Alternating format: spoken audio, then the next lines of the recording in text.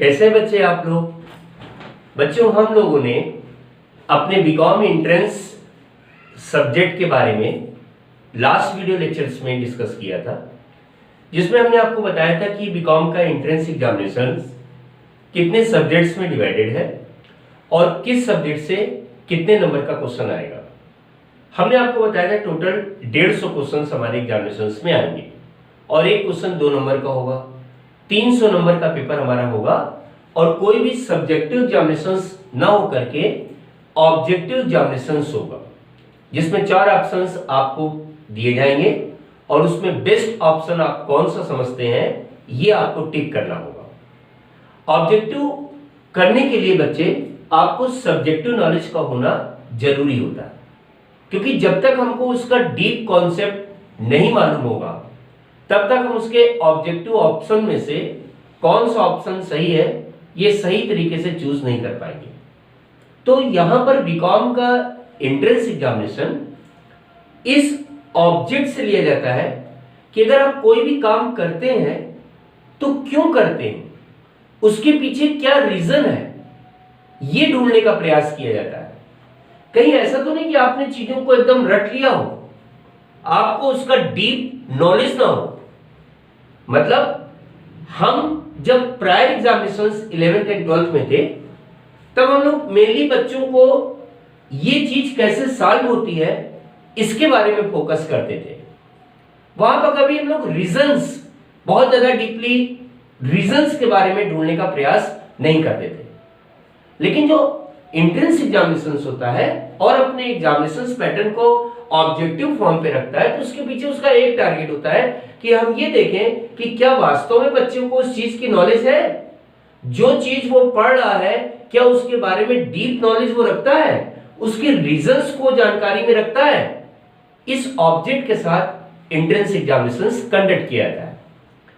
तो हम लोगों ने यहां पर बच्चे लास्ट टर्म पे जो पढ़ा था एंट्रेंस एग्जामिनेशंस, खासकर इलाहाबाद यूनिवर्सिटी के लिए, तो हमने कहा था कि जो हमारा पैटर्न है उसमें से कॉमर्स सब्जेक्ट से जो क्वेश्चंस आते हैं 120 क्वेश्चंस हमारे कॉमर्स ग्रुप से आते हैं और इस कॉमर्स ग्रुप में अकाउंट से 40 क्वेश्चन पिछले टर्म पर हम लोग ये डिस्कस कर चुके हैं।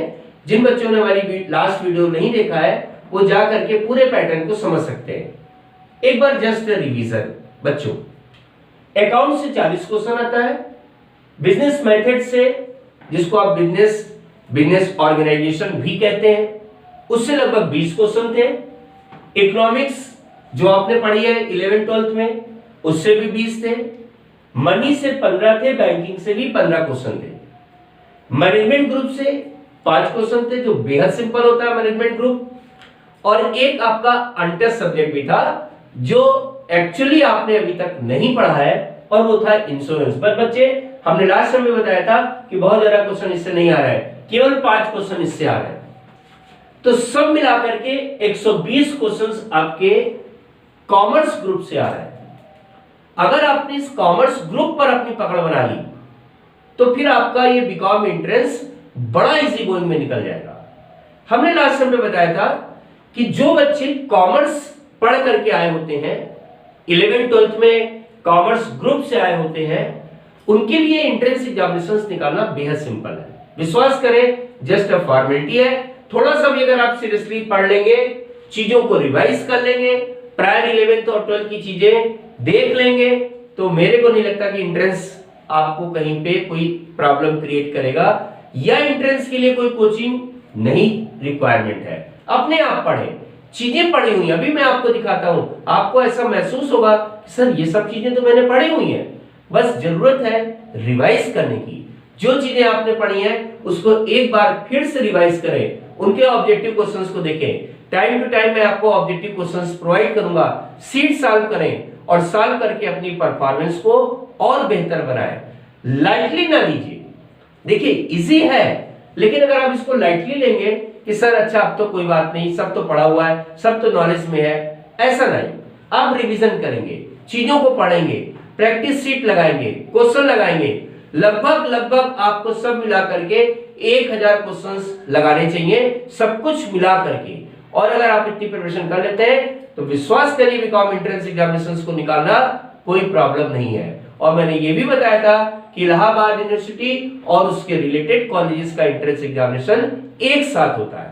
तो आज बच्चे हम लोग जो यहाँ पर डिस्कस करने जा रहे हैं वो बेस कॉमर्स ग्रुप में अकाउंट सब्जेक्ट में जो 40 क्वेश्चन आते हैं वो किस चैप्टर से आते हैं इनके बारे में आज हम आपको बताने जा रहे हैं। तो देखिए कॉमर्स से टोटल 120 क्वेश्चन आते हैं, जिसमें से अकाउंट सब्जेक्ट से कितने आते हैं 40 आते हैं। कौन सी अकाउंटेंसी जो आपने पढ़ी है, जो आपने क्लास 11 में पढ़ी है, जो आपने क्लास 12 में पढ़ी है, उनको मिलाकर के टोटल 40 क्वेश्चन आएंगे। और ये आपका पढ़ा हुआ ग्रुप है, 40 क्वेश्चन पूरे के पूरे आपने पढ़े हैं, केवल रिवीजन की रिक्वायरमेंट है। तो आइए देखते हैं इधर सामने बोर्ड पर 40 क्वेश्चन जो अकाउंट से आते हैं उनका क्या सिलेबस है। हमने बच्चे यहां पर लिखा है 1 बाय 1। आप इसका एक स्क्रीनशॉट ले लें, नोट कर लें। ऐसे ही आप तैयारी करेंगे, आप अपनी पुराने नोट्स को निकालेंगे, पुरानी कॉपी निकालेंगे, पुरानी किताब निकालेंगे और शुरू कर देंगे रिवीजन करना, कॉन्सेप्ट पढ़ना। साथ में मैं सपोर्ट करूंगा और चीजों को देख करके आप अपने एंट्रेंस की प्रिपरेशन को करेंगे। तो देखिए कौन सा सब्जेक्ट है। पहला वाला आपका चैप्टर है बेसिक अकाउंटिंग टर्म्स। इसमें आपको ये सब समझना है कि एसेट्स क्या है, लायबिलिटी क्या है, बिजनेस क्या है, प्रोप्राइटर क्या है, या जो ट्रांजैक्शंस होते हैं वो क्या है। जो आप अकाउंटिंग टर्म्स पढ़ते थे पहला चैप्टर, मैंने अपने स्टूडेंट्स को तो पढ़ाया हुआ है, वो सब चीजें आपके बिजनेस टर्म्स में यहाँ पर अकाउंटिंग टर्म्स में पूछी जाएंगी। तो अकाउंटिंग टर्म्स जैसे बिजनेस क्या है, प्रोफेशन क्या है, एसेट्स क्या है, कंटीजेंट एसेट्स, कंटीजेंट लायबिलिटी क्या है, फिक्स्ड एसेट्स क्या है, करंट एसेट्स क्या है, टेंजिबल क्या है, इनटेंजिबल क्या है, गुडविल क्या है, इन सब चीजों के बारे में जो बेसिक टर्म्स पढ़े थे, रिसीवेबल क्या है, पेबल क्या है, डेटर्स क्या है, क्रेडिटर्स क्या है, ये सब वो डिफिनीशन आपको बेसिक अकाउंटिंग टर्म्स में पढ़नी पड़ेगी। फिर अगला चैप्टर बच्चों अकाउंटिंग कॉन्सेप्ट एंड कन्वेंशंस, जिसको अकाउंटिंग प्रिंसिपल्स भी कहते हैं। अकाउंटिंग कॉन्सेप्ट एंड कन्वेंशंस तो आपको मालूम है अकाउंट्स की बैकबोन है।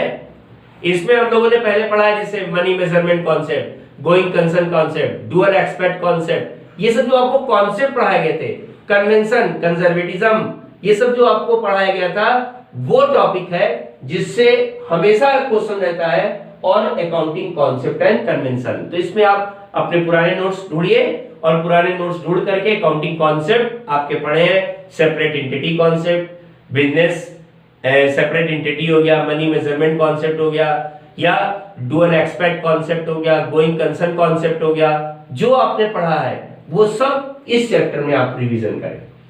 General rules, golden rules, debit और क्रेडिट के, आपको मालूम है कि पूरी अकाउंटेंसी डेबिट और क्रेडिट पर बेस है। हम लोगों ने डेबिट और क्रेडिट के पर्सनल और इम्पर्सनल दो लेजर्स पढ़े थे, जिसमें रियल, नॉमिनल, पर्सनल, इनके डेबिट, इनके क्रेडिट के रूल्स पढ़े थे। आपको याद होगा कि रियल अकाउंट, नॉमिनल अकाउंट और पर्सनल अकाउंट के डेबिट क्रेडिट के क्या रूल्स है। नहीं तैयार है पीछे से देखें, फिर भी अगर नहीं मिलता तो मेरे नोट्स को देखें और आपको पता चल जाएगा कि वो गोल्डन रूल्स हमारे क्या थे।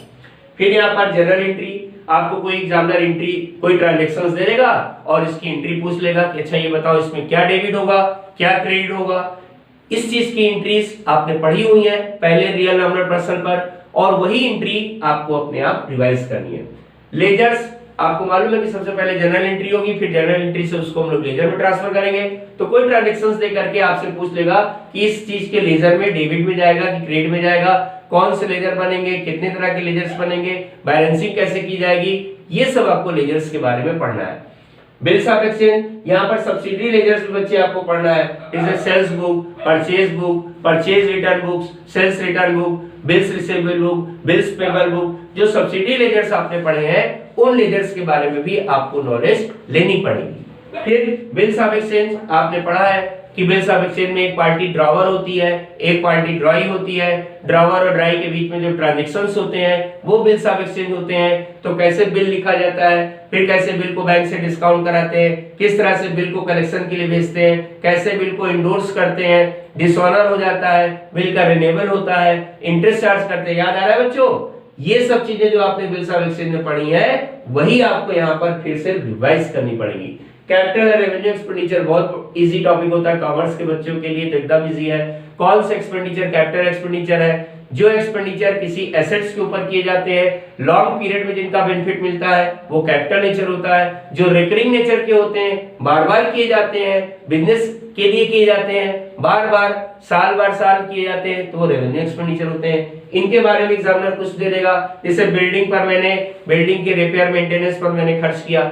अब जो बच्चा जानता होगा वो कहेगा कि बिल्डिंग चूंकि कैपिटल होता है तो उसके रिपेयर और मेंटेनेंस पे जो खर्च होगा, अगर उसको फिक्स नेचर का है, मान लीजिए आपने बिल्डिंग में आप एक कमरा बनवा दें एडिशनल, तो कैपिटल एक्सपेंडिचर हो गया। रनिंग है, चलते चलते कुछ टूट गया एकदम, जो तुरंत बनवाना जरूरी था, तो हो सकता है कि छोटी अमाउंट का है तो रेवेन्यू हो गया। इस तरह से आपने कैपिटल रेवेन्यू के बारे में पढ़ा हुआ है।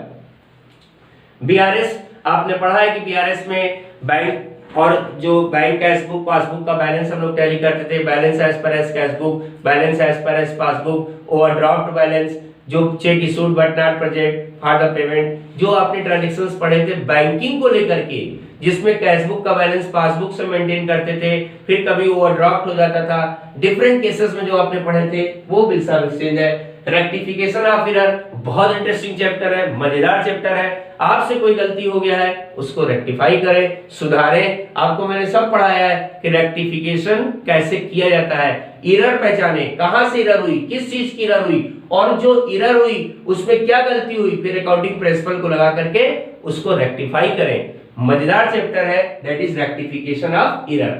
फाइनल अकाउंट बहुत इंटरेस्टिंग सब्जेक्ट, बहुत इंटरेस्टिंग चैप्टर। फाइनल अकाउंट जिसमें trading account, PL account, balance sheet, जिसमें adjustment entry, outstanding, prepaid, accrued, unaccrued, interest on drawings, interest on capital, goods sold on approval basis, जो different adjustment के साथ आपने पढ़े हैं वो सब आपका फाइनल अकाउंट है। मैं आपको सपोर्ट करूंगा, फिर से दूंगा नोट्स, जरूर देखिएगा वीडियो लेक्चर्स और आपको पूरा मिल जाएगा। फिर यहाँ पर पार्टनरशिप आपने पढ़ा है 12th में, पार्टनरशिप के बारे में पूरा, पार्टनरशिप का फंडामेंटल पढ़ा है, admission of partnership, retirement, death, dissolution of the partnership. और अभी मैं लगातार पार्टनरशिप के चीजों को मतलब ऑनलाइन क्लासेस में सबमिट भी कर रहा हूं आपके लिए, तो वहां पर जाएं और खोल करके रिवीजन करें, आगे भी देता रहूंगा।